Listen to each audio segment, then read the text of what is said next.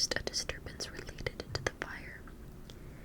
The exact sequence of his discovery is unclear, but reports indicate that he was informed of a fire at his home while he was at work. By the time he arrived, firefighters were already on the scene, battling flames that had engulfed portions of the house. Witnesses in the neighborhood recalled seeing thick smoke pouring from the windows and hearing the distant crackle of fire, which drew neighbors out of their homes to watch in shock. The scene Hiroto encountered would have, of course, been chaotic and surreal. Firefighters and police were already present, and the smell of smoke and kerosene filled the air. Debris from the house littered the yard, and the structure itself had suffered extensive damage from the fire.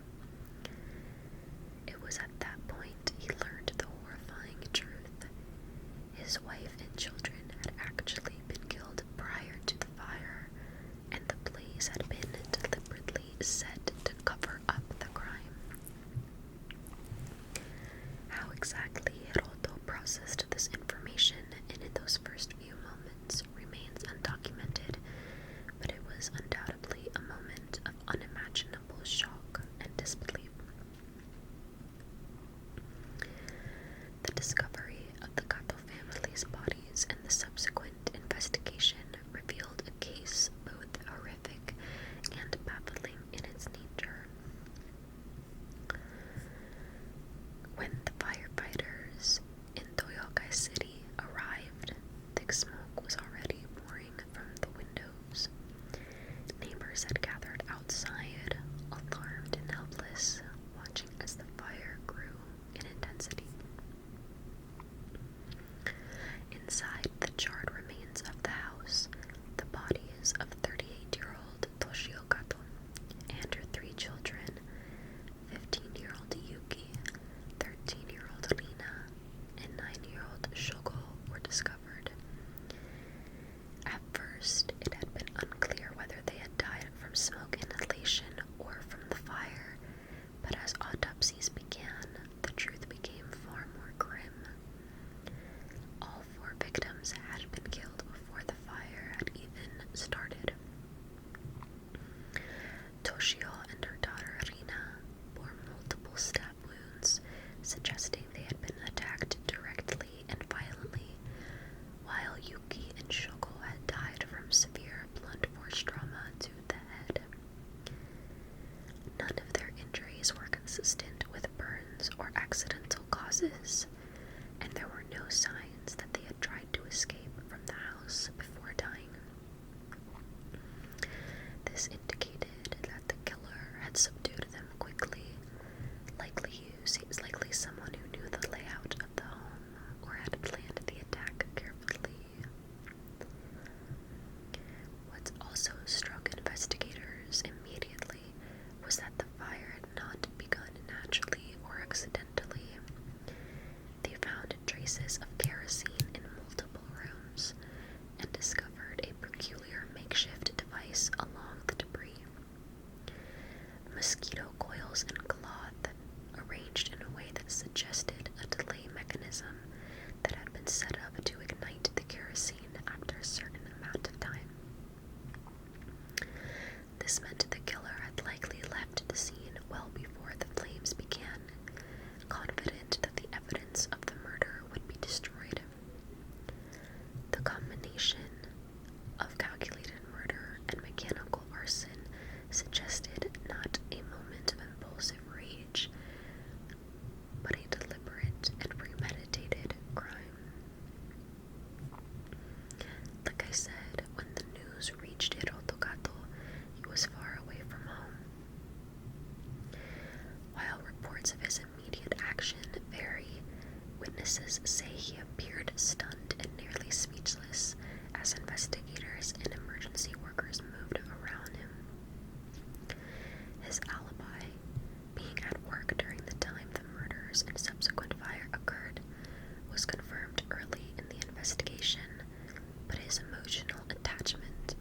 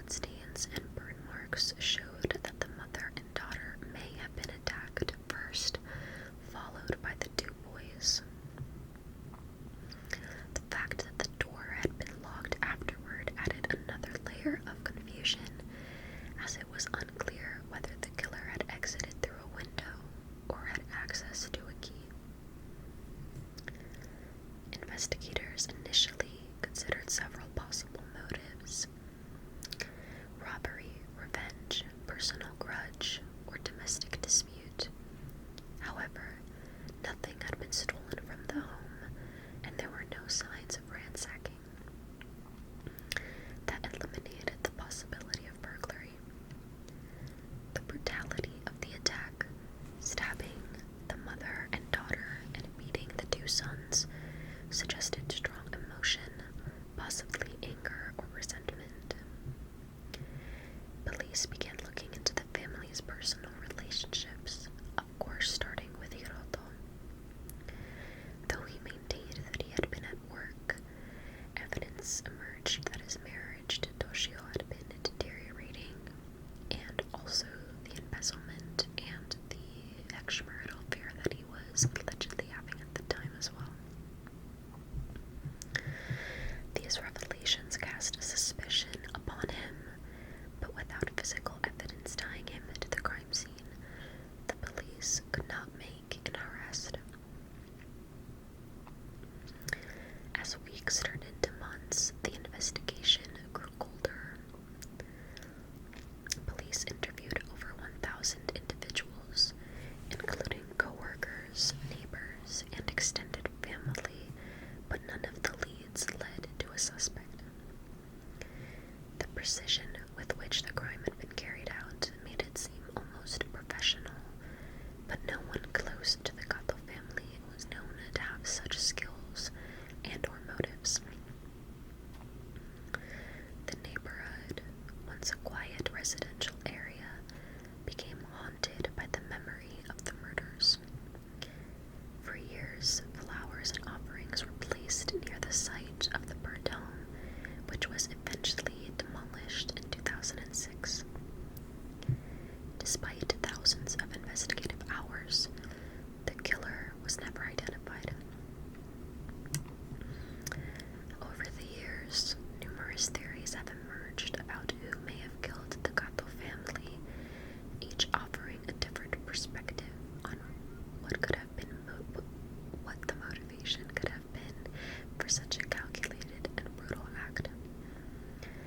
The most widely discussed theory, of course, centers on the husband, Hiroto Kato, whose alibi and personal life placed him in a complicated position.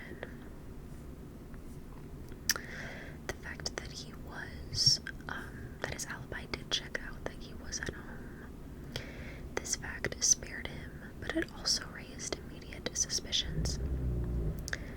Many found it unusual that a man who claimed to work irregular hours happened to be absent during the precise window of the attack.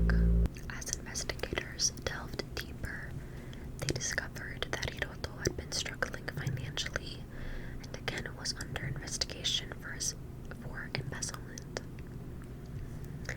These details, including his alleged affair, fueled speculation that Hiroto may have been motivated by desperation or resentment.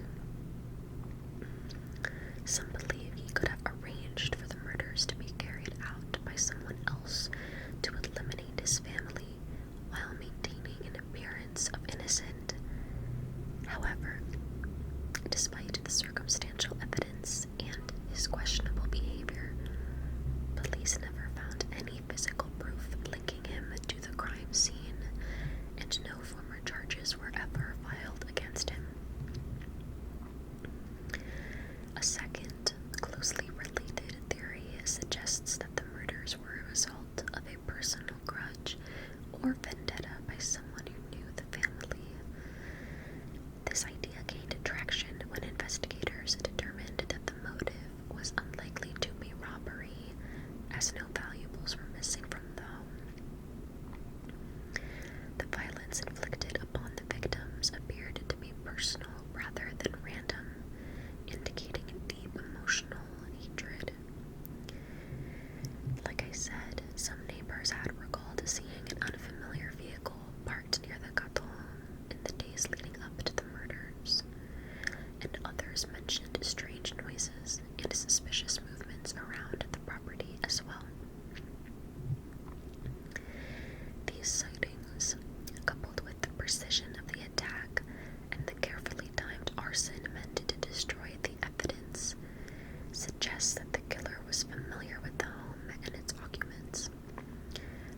it was someone from Hiroto's professional life,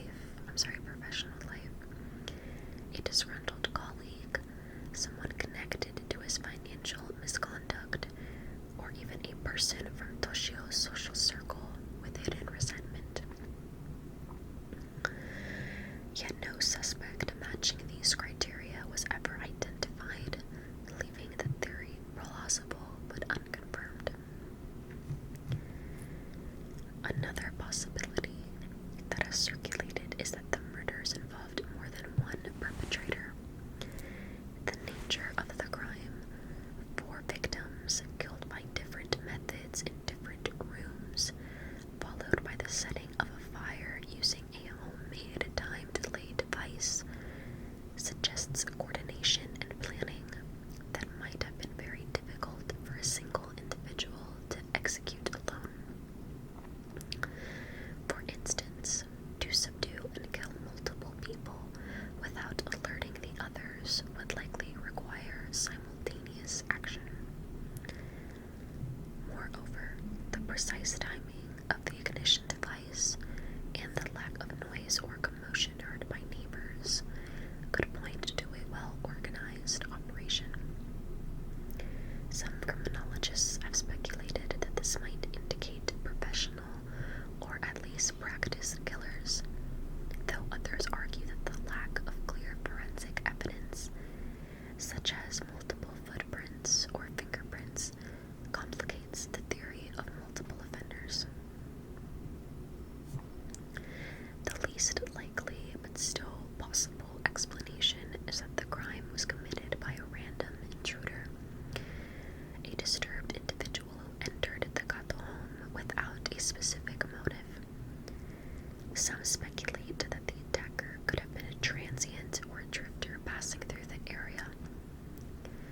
However, the lack of forced entry and the presence of a deliberately planned fire make this theory difficult to sustain. The crime had too many signs of intent and familiarity to be random. The doors were found locked, and the home's small, compact layout would have made it difficult for a stranger to navigate without waking someone. In the end, none of these theories have been proven, and the Kato family murders remain one of Japan's most haunting cold cases. Each explanation, whether it points to the husband, a personal enemy, or an unknown assailant, carries pieces that fit but never the whole puzzle. The case stands as a grim reminder of how methodical violence can erase its own traces, leaving behind only questions, grief, and the lingering mystery of who truly destroyed the Kato family that night. So that is the case of the Kato family. I would love to hear what you guys think and your opinions on this case.